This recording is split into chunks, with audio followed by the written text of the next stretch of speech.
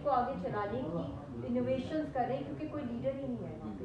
اور یہی انڈیا کا گول ہے کہ اس موومنٹ کو اسکیٹرڈ کر دیا جائے, لیڈر لیس کر دیا جائے. حالانکہ solution lies with the Kashmiri representatives. اگر وہ ڈیڈ ہو گئے, آپ امیجن بھی نہیں کر سکتے اگر وہ چیئر غائب ہوگی, کیونکہ چیئر تو خالی ہے اس وقت, تو دنیا کو سلوشن مل ہی نہیں سکتی.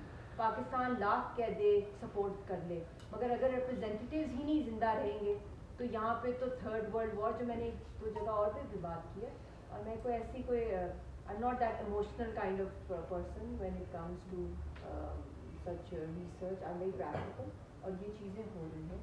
اور ہم لوگوں نے وار فوٹنگ کے اوپر اگر ڈپلومسی نہیں کی اور ہم نے وہ وقت نہیں چنے جن کو ہم دنیا بھر میں بھیجیں, میں سمجھتی ہوں کہ پھر بہت دیر ہو جائے گی, اور ہمیں 5 سے 10 سال کی ایک پالیسی بنانی پڑے گی, اور کشمیر ایمرجنسی ڈکلیئر کرائی جائے. یہاں پہ اوڑھنا بچھوڑنا صرف اور صرف کشمیر ہو. آپ کی زندگی ہے اللہ کے بعد وہ کشمیر ہے, سانس ہے, ہریالی ہے, پھول ہے, آکسیجن ہے, ہر چیز آپ کو کشمیریوں کی قربانی سے ملی ہے. تو اس کے اوپر سیاست انٹرنل لیول کی ہونی ہی نہیں چاہیے. سب کو اپنے انٹرنل مسئلے بھول کے اس ایشو پہ اگر نہیں آئیں گے تو ہاتھ ملتے رہ جائیں گے سارے, اور آپ کے سامنے ہی آپ دیکھیں گے کہ تباہی آپ کے بہت قریب ہے. بہت بہت شکریہ.